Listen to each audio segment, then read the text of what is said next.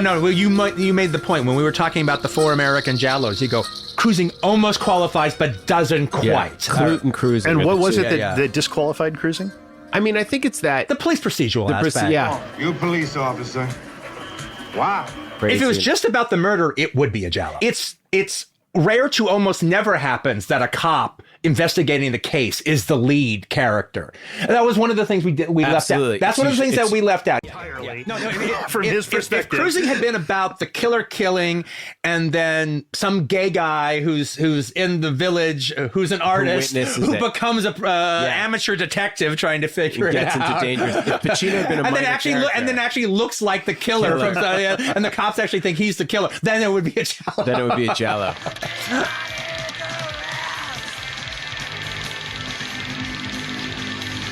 The origin of Dress to Kill is De Palma's failed attempt to do Cruising. Because De Palma read the book for Cruising, which is a bad book. I've read the book for Cruising. All right. I love the Friedkin movie, but the book is trash. But you should say you love the Friedkin movie, not the freaking movie. Yeah, the Friedkin movie. Not. I love the freaking movie. Just want to clarify for our listeners at home. Well, De Palma had read the book and thought about turning it into a feature, and he wrote a script that, frankly, when you think about it now, deals with almost all the exact same subject of Dress to Kill. Ever been pork? Had a man smoke your pole.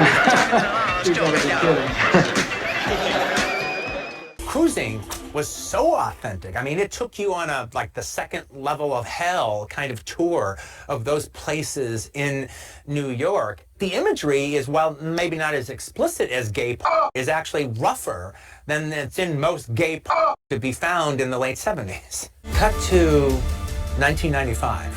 And I have a print of Cruising, and I'm doing a play on Broadway. And, a whole bunch of the people working on the play, as in a lot of theater in New York, are gay. And that time that Cruising represents, that's a world they only heard of. That world, more or less, went away after AIDS.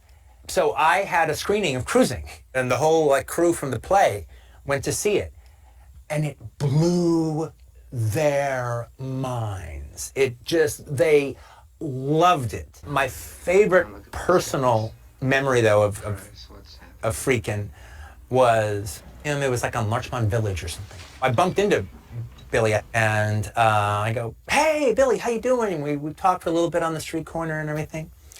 And then I go, "Hey, I wanted to ask you, so when you were doing Cruising and the gay community was in an uproar about the film, and they were calling you names, and they were picketing in the streets and stuff, and you just keep making your movie, and you keep making it in their neighborhood and everything." I go,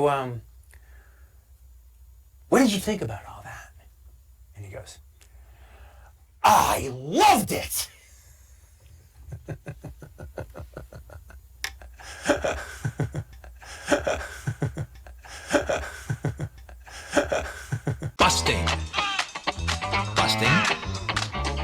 Busting. I can't get enough. Busting. Now, the thing about busting, I'm a real fan of the sleazy, gritty 70s cop movie. I can't get enough of them. Yeah, just knowing that there's maybe even 4 out there still that I haven't seen gets me very excited. The whole kind of buddy movie that was a big thing in the 70s. You're just channeling it as buddy cops, but it's the buddy movie got set up with Butch Cassidy and the Sundance Kid. You know, sure. So that point, it was, okay, well, what 2 male stars can we team up together and they're buddies? And then part of the movie is their rapport with each other. That usually has a comic spin. They are a dream together. I want to see 3 more movies with them playing Kennelly and Farrell. And I could watch Robert Blake do 3 Farrell movies by himself. All right. What makes busting a unique animal is part of the thing about these movies was to, depending on the side of the line socially that you lived, was to make the cops a little dubious, that they crossed the line in order to bust the criminals because society has now put handcuffs on them that weren't there before. And then that's their way to balance the scales. The idea behind the film is Keneally, Gould, and Farrell, Blake, are vice cops. And they're busting all the pimps and the petty whores and gay nightclubs and drug dealers, weenie waggers. All right, hanging out in men in public toilets. That's their beat. That's their beat. That's their beat. They kind of don't seem to realize how shitty the job they do is, because as by virtue of the title, they're all about busting. Yeah, they're all about. This is their beat, and they want to just get as many arrests as possible. And so when they're setting up a prostitute, it doesn't matter if she's like some Nancy Allen, like high class hooker from Dress to Kill, all right, that they're busting that could like bail out the next day, or if it's a poor heroin addicted wretch that you just feel nothing but sympathy for when it's obvious that she's just like at the end of their rope. Gould and Blake have no sympathy for them whatsoever. They could give a shit about any of the people that they bust. They don't care about their situation. They don't care about what happens to them. They just want the bust. The best point about busting is something that Elvis Mitchell said, talking about the movie. As Elvis Mitchell said about busting when it comes to what Peter Hyams is doing, busting is like Freebie and the Bean minus any irony. Yeah.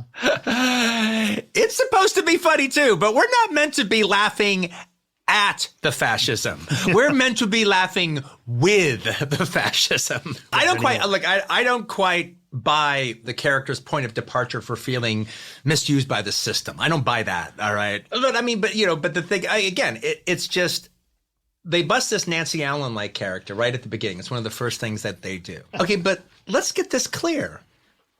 It's not like they've arrested a vicious pimp. They're busting a high-class prostitute that they even like. But they're pissed that she's not going down to at least, you do 3 weeks in the county jail. That gets them to start asking more this question, and that leads them to the vice baron of Los Angeles, which is played by Alan Garfield. Robert Blake doesn't dress up gay to go to the gay club. However, Robert Blake's accoutrement at that time, in the 70s, tight black jeans. Tight. I mean, let's just say that look would come to be emulated. The Ohio players wrote Skin Tight about Robert Blake's jeans. So, like, tight jeans and then, like, a top-heavy muscle shirt that just hugs him. Back in the 70s, a vice cop, part of your job was harassing homosexuals. That literally was part of the job. They were also sent into gay bars to see if there's anything problem going on, and if there is, they can public, yes, exactly, obscenities occurring. Yeah, look, they could just be sitting at the bar, all right, incognito at the bar. But like, if they can see that somebody's actually getting blown in the bathroom, then they could shut the bar down. So they're sent to this gay bar because they hear that after midnight, after close, or 1:30 or whatever, after close, that they have a little like a striptease show that goes on after hours. Yeah, after hours. After they close. So we want you to go to the bar, see if this is going on. If it's going on, then shut them down. I don't give a fuck if this gay bar is having a strip show after close. I'm all down with that. That actually sounds like a cool gay bar. So I'm not on their side. Even if it were legit, I'm not on their side. All right, as far as like busting this poor establishment down, this poor guy. All right, and these consenting adults. All right, who just want to do their thing. Okay, so forget about the fact I'm not on Keneally and Farrell's side at all about this. However, That never even happens. That appears to not be the case. They are getting to closing time. There's a ton of cops outside. There's no talk of a strip show. There's no hint of it. A bunch of gay people just enjoying themselves. They're just dancing. having a night out.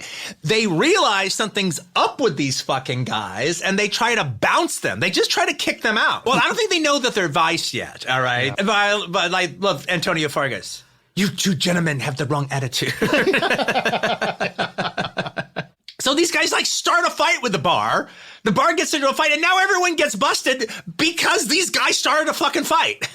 Like, when I say these guys, I mean the two cops. It's got that great visual moment where it's all bathed in red, and then there's a window, but the window is painted red, and Blake throws a guy through the window, and then when you actually see this unfiltered light from the outside coming in, like all of a sudden the blue light from the night and the green from the trees from across the street, just like it's a colorful experience. Yeah, that happens when all of a sudden just that glass window is busted open. Busting.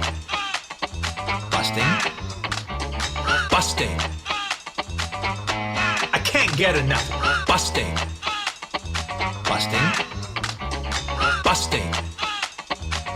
Public toilets. Busting.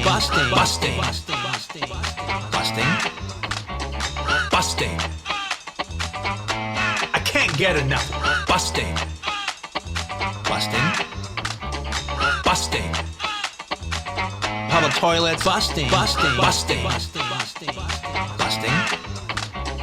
Busting.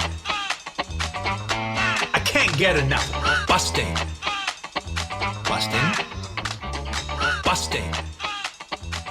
Public toilets. Busting.